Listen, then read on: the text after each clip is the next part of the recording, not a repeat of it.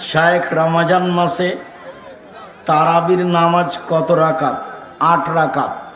20 রাকাত থেকে বেঁচে থাকুন। শেখে বলছে তারাবির নামাজ 8 রাকাত 20 রাকাত থেকে বেঁচে থাকুন। মুসান্নফ ইবনে আবি শাইবা হযরত আব্দুল্লাহ ইবনে আব্বাস রাদিয়াল্লাহু তাআলা আনহুমা থেকে বর্ণিত, আন্না রাসূলুল্লাহ সাল্লাল্লাহু আলাইহি ওয়াসাল্লাম কানা ইউসাল্লি ফি রমাযান 20 রাকাতাও ওয়াল উইতর, यानी নবী করিম সাল্লাল্লাহু আলাইহি ওয়াসাল্লাম উনি 20 রাকাত তারাবি পড়ছেন আর 3 রাকাত উইতর নামাজ পড়ছেন। সম্মানিত বন্ধুরা, এখন ওনার কথাটা, ওনার আকীদা হলো আহলে হাদিসের মতো। জানি না কিরকম আকীদা রাখে ওনারা।